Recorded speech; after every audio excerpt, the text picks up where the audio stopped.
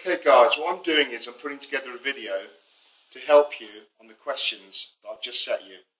The questions are about a topic called proportional reasoning. Proportional reasoning is about finding the value of one unit. The way we find a value of one unit is we usually divide our total by how many things we have. Hopefully when you start the questions you'll understand what I mean by this. After we found the value of one unit, we often use this information, quite often by multiplying this single value, to find some new information. Let me show you in the questions.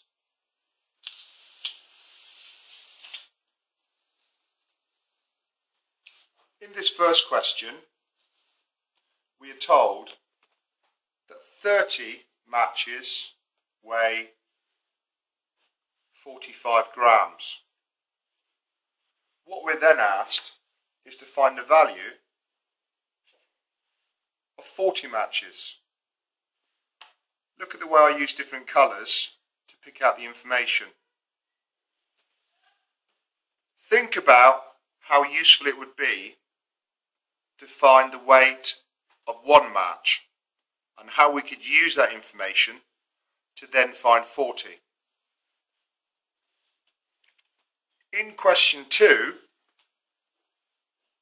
we have 5 chocolate bars. These cost £2.90.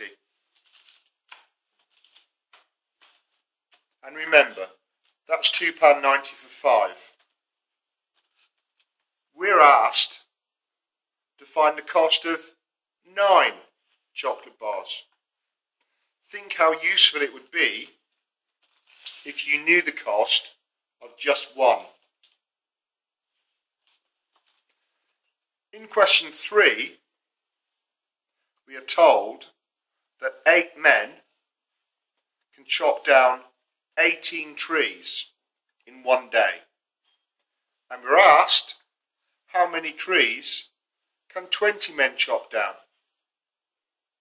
Think about how useful it would be to know how many trees one man chops down in one day. Now moving on to question 5. In question 5, we are told that 70 maths textbooks cost £875. And we are asked how many maths textbooks, how many will 25, how much will 25 textbooks cost? We're also asked how many maths textbooks can we buy for £100. When you're doing the second part of the question, think about, is this a multiplication question or is this a division question? Finally, question 6 is the most difficult question. We are giving the information that a lorry uses 80 litres of diesel on a trip of 280 miles.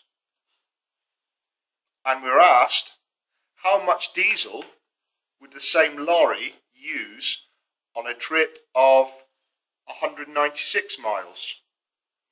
And then, how far would the lorry get on a full tank of 100 litres of diesel?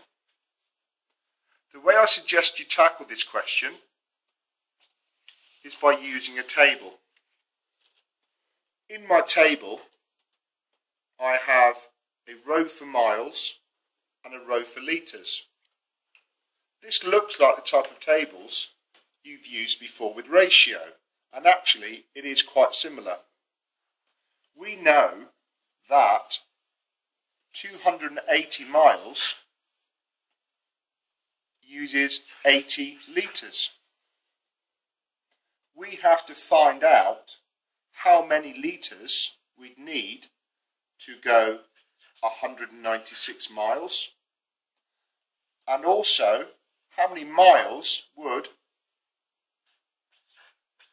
100 litres take us. Think about how useful it would be to find how many miles you could do on 1 litre and how many litres it would use if you travelled 1 mile. Think about how you could use division to find these two quantities. Okay guys, all the very best of luck. Thank you.